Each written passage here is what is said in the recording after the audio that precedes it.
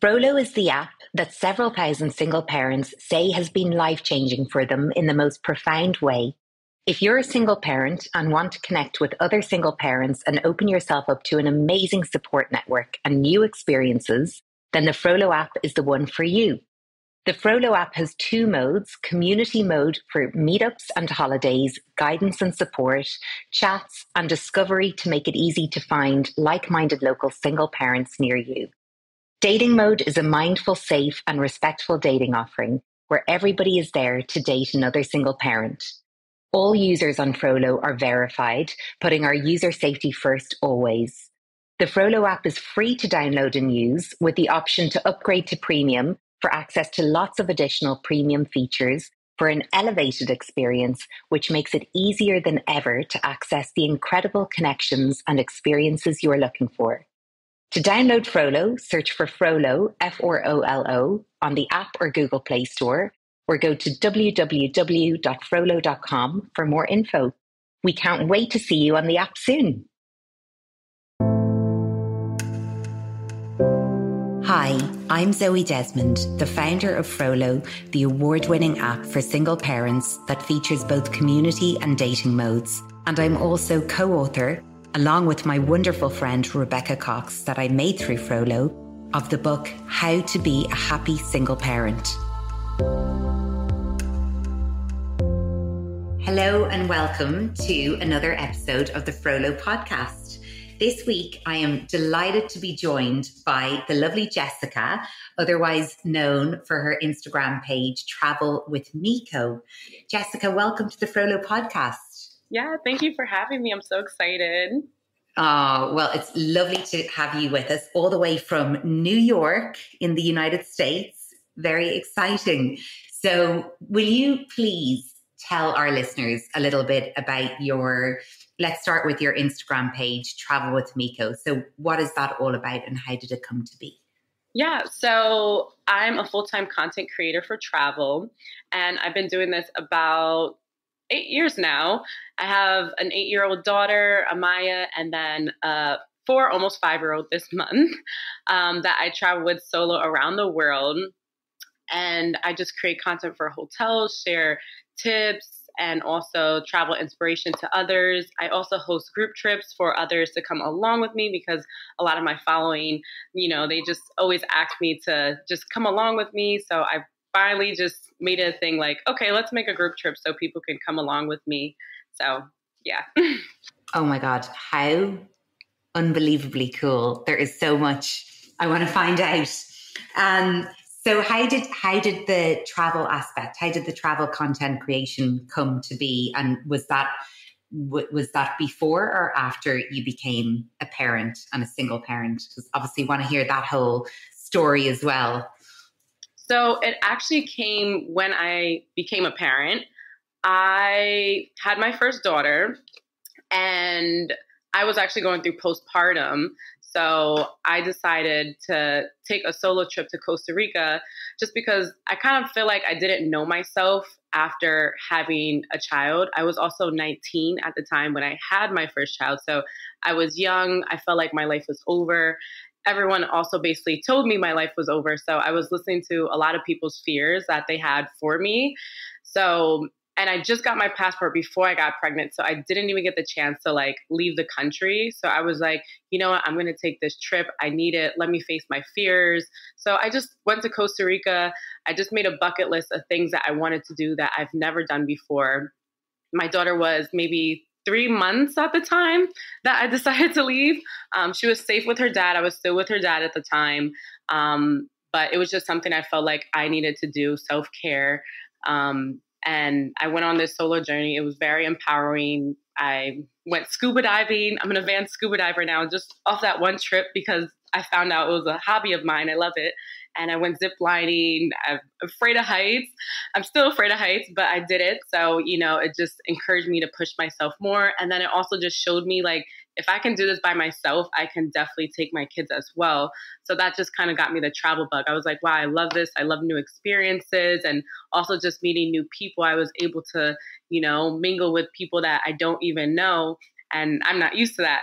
So that's how I kind of just got my travel blog, and I just continue to travel and just post my content. And then, deals just started coming in, and I just started reaching out to like hotels and tourism boards, and I just kept on traveling, even when I did separate from their dad. Wow. So you are a woman after my own heart. I'm so passionate about travel. I've also done a solo trip to Costa Rica. Yeah, it was before I became, it was about 10 years ago, but I've done a bunch of solo trips. And now that I co-parent with my son's dad, when I have the opportunity, when I can figure it out, how, getting away, I will jump at the chance. And some of my friends often say to me, "Oh my God, you're going on your own. Wow, you're so," but, and it can be, it is sometimes out of my comfort zone, but I never have ever regretted it. It's such a brilliant experience. And it's almost, it's a different type of way of traveling, isn't it? Because you have to meet other people, you have to try, so I love it. I love it all. So that's how it all came to be, and with the travel and the content creation piece. So then when did you, what's your single parent story? How did all of that play out? Yeah, so it was after our second child, Cameron. It was about when he was like 2 years old. So we still decided to have a second child, even though, we still had somewhat issues. But, we're like, we want a sibling for them to, entertain each other. And obviously, we traveled a lot at the time as well. So we were like, she doesn't have anyone to entertain, while we are traveling. So that's why we kind of had a second child as well. But it just further complicated things more, I guess. Just a little more stress. So we just separated.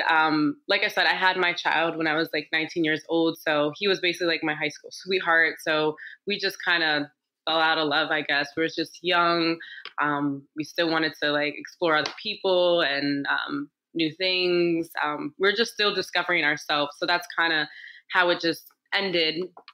So it was after 2 years old of my son that we separated, and I just still continue to travel solo with them because they were used to this lifestyle as well. So, even when we did separate, they're always asking like, are we going to travel again? Are we going to travel again? So it just pushed me like, okay, we're going to continue to travel. And do you co-parent now with your son's dad? Is he in the picture? Do you have a amicable situation going on? Yeah, so it was not easy when I left because he actually still wanted to be with me, and I was just not with it, and it was just like so much petty stuff back and forth. And when I left, it was literally right after the pandemic. So everything was still closed. Daycares were still closed. So he wasn't really helping me as much with the kids. So I couldn't really work. So it actually forced me to become a full-time content creator because I'm also an esthetician here in New York. And I do like laser hair removal, tattoo removal, anything, all skin. And I used to work 5 days a week. I still do work 3 days a week because I love my clients. But I do it while I'm in school. I mean, when my kids are in school, so it doesn't like affect our schedule now. But before, I wasn't really able to work because all the daycares were closed. So we had a little bit of friction between him and I. So it took 2 years after the pandemic. So finally, this year is when he finally started to co-parent. So now we have like a week on, week off schedule, which is really good because now I can work. If I have to travel, I'm able to, go travel or go to an event. And also we can be there for the kids because it was very stressful having kids 24/7 and no break because I didn't really have any family helping me at all. I really just had their dad, and my family's kind of far away. They live in Pennsylvania, which is like 2 hours away. And then my family in Brooklyn, which is only like 30 minutes away, but I don't have a car. So getting on a train back and forth, it's like not really an option with two kids. So Yeah. Yeah. And how do you find, for those of us in the Frodo community who are in a co-parenting situation, the thing that, even though I've been doing it for 6 years now, the thing that always kind of, yeah, always amazes me is the contrast of when I have my son versus when he's gone. And it's, when I have him, the house is, a mess, and, it's chaos, and, I can't kind of gather my thoughts, and I'm trying to multitask with this, do a bit of work on the sly, but also be present for him and keep the place, functioning. And then when he's gone, it's suddenly you can't hear a pin drop. And, it's so how have you found going, into that week on, week off co-parenting routine? It was actually really depressing. Like, I was so excited because I'm like, oh my gosh, I can finally get stuff done. I can hear my own thoughts, like you just said. But I wasn't used to not having my kids. Like, I've lived 2 years by myself with my kids consistently, without their dad. Whenever he took them, it was just sporadic. He's just like, hey, I'm going to come get the kids. Okay. We didn't have anything set. So when I finally did get the schedule, it was a little depressing because I'm like, I don't know what to do with myself. Like, I've been a mom for, I don't know, over 5 years. And, this is all I know. I don't really know how to be single or anything. So it was just also a new sense of trying to rediscover myself. I got the schedule in February this year. So now I'm more so in the flow after this coming summer. So it just gives me a lot of time to just do things for myself, a lot of self-care. It actually helps me become more of a better mother because I'm not as stressed. And, when I do have my week on with them, I can actually just dedicate that time to them and just put everything aside that I need to do for myself. So I really focus on them, take them to sports, whatever they need. So it's definitely helped me become a better parent, even though it was a weird adjustment at first. Yeah, I completely get that. And in terms of traveling with your two kids, so many people are terrified of traveling as a single parent. And it seems to be something that a lot of single parents just don't end up taking the plunge to do because of the worry, and how would they navigate it? What would they, where would they go? What would the kids be like? What would they do in the evenings? So yeah, what would your top tips be for anyone listening to this who just is terrified of traveling with their kids as a single parent? Yeah. So it is scary. Even though I traveled with their dad before, I was scared one of my first solo trips. But my first solo trip, I decided just to take one child just to see how it goes. But some of my tips are just to kind of get to know your child before you leave, know their likes and dislikes. You don't want to head over to a city if your kids just only want to be in the pool, try to find something that they will enjoy and also even help them plan the vacation with you because it gets them excited and they're more likely to behave as well because they have something to look forward to. Also give yourself enough time to travel with kids. I feel like when I would do quick little weekend trips, it would be so much more hectic because we're like, oh, we need to go see this, and do this, especially if it's a touristy city. We want to see a lot, but we just try to give ourselves at least 4 days wherever we want to go. And we have time for mistakes because kids, they're always making mistakes and they're getting messy, especially when my kids were under 2, I would have to change them. They were in diapers. So just give yourself a lot of time, be patient, understand your kids. I think that's probably the best advice. And in terms of, a lot of single parents are obviously going to be traveling on a budget. So, not all of us are lucky to be living the dream as a travel content creator. But do you have any tips and tricks on how people can find good deals or even, different types of options for single parents specifically? Yeah. I would definitely look at all-inclusive resorts because everything's included. especially if you haven't traveled with your kids at all either. Everything's right there on the resort, and they normally have great deals for families, and they also have kids clubs too. So you can get help with your kids if you want some alone time as well. Also, I have a website that I love so much to get flights off of, and it's called Skyscanner. And for us, we normally just chase the deal and not the destination. So on Skyscanner, you can search your origin where you're going to leave. So we leave from New York, and then you can put to everywhere, and it'll show you the cheapest flight out of New York. And we just kind of go with that. We're just like, all right, we're going to pick the cheapest flight. There's over 190 countries in this world. So we'll eventually get to the top spots that we want to go to. So, but we just chase the cheapest ones first. So, and we get deals for under $200. That is so cool. And so it's such a great idea, and also such an exciting way to do it. So what are some of the places that you've ended up visiting doing it that way? Yeah. So we went to places like Martinique. We got our ticket for like $150 round trip per person.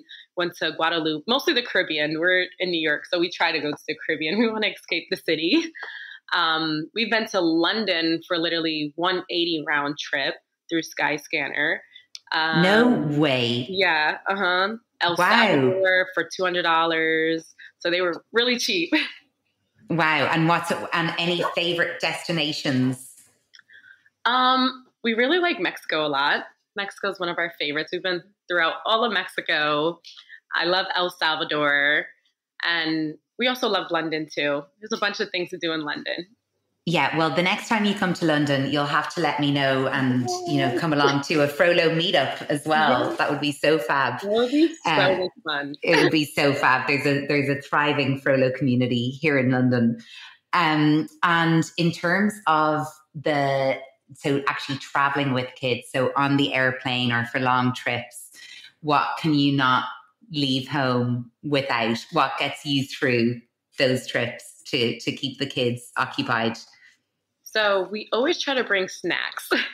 The kids love snacks. And also we try to bring them like one of their favorite snacks, like a candy or something, because it kind of bribes them like, okay, be good and you can get some candy. We always bring that.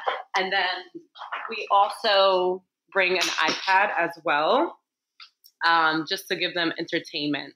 Yes, screens are, there's so many parents, joke about, before being a parent, being a judgy kind of non-parent and looking at other parents letting their kids have screens. And now I really fully realize they are essential some of the times, especially for trips.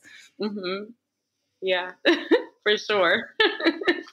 I definitely understand it now, and a lot of kids get very antsy. So my thing is I always try to let my kids' energy out. So whether I take them to the park before we go, that's why sometimes I like daytime flights so we can just go to the park and then go straight to the airport, or even just let them walk through the airport. Like if my kids are in strollers, I'm going to make them walk. So they're tired, and then that's when I let them eat on the plane. So they're just basically knocked out most of the flight. Amazing. And are there any kind of travel rituals you do, or anything to kind of record your memories or your experiences?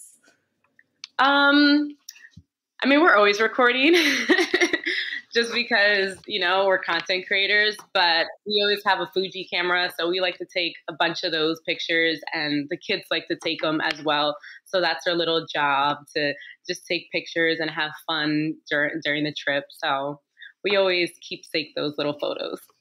Yeah. And what about the group trips that you organize? Would love to hear about those. How do they work? How would somebody listening to this that might be interested in joining?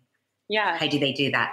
So I just started the trips this year. So we went to Mexico and Dominican Republic this year, and both were successful trips. They literally sold out in 40 hours when I did them. Yeah. So I really have a high demand full of like group trips. And basically I just plan the whole group trip with activities, accommodation, and you can find the group trips on my Instagram at, Travel with Miko, or I have another Instagram, which is in my bio as well. It's Let's Just Bring the Kids. and all the updates are on there. I'm actually planning more group trips for 2024 just because they sold out so fast. And one of our group trips had like 20 moms on it, which was crazy. I wasn't expecting that. But, you know, we're always trying to like make our group trips better and bigger, and also bring more help, and also even like try to hire a nanny for our next one so us moms can get that is a brilliant idea, a little break. But the last one we had a kids club, so we got to relax and brilliant. So yeah. And is it for mothers or is it for single mothers? It's just for mothers. So you don't have to be single. Some of the moms had husbands, significant others. A lot of people ask me if they can bring their significant others, which I'm trying to plan for 2024. Maybe we can do like a mix, so like moms and dads. But the whole point is just to build a community full of moms and empower moms, because a lot of moms, they feel like they're alone, and, you know, they do want to travel with their kids. And sometimes husbands can't go on the trip. You know, they have to sit home and work, you know. So that's why I just try to build a community full of women. But I do plan in the future to bring on different kind of people, moms, dads, just trying to get the group trips situated for the moms first. Amazing. Well, maybe we need to collaborate and organise, you know, Frollo travel with Miko single parent trips, because I think it's kind of tackling that issue of single parents being afraid to travel, but also creating that, you know, amazing experience, community. And yeah, so it's definitely something we should explore. Well, I've actually had some DMs asking like, oh, do you guys go to Europe at all? So I think I have some like UK followers that are asking for trips. So I'm just like, okay, maybe we can like plan something. So absolutely. And a lot of our listeners are based around the UK and Europe. So now a lot more people will know how to find you as well. Amazing. Well, thank you so much for sharing it's so inspiring what you're doing. Love that you're traveling. Love that you're giving your kids these experiences as well and seeing the world. I actually think it is such an incredible education. I just really believe in experiencing different countries and different cultures. And it's such a cool thing to be able to do for your kids, and then creating this community around it as well. And your focus on that, I think that's wonderful. So yeah, let's keep the conversation going and see if we can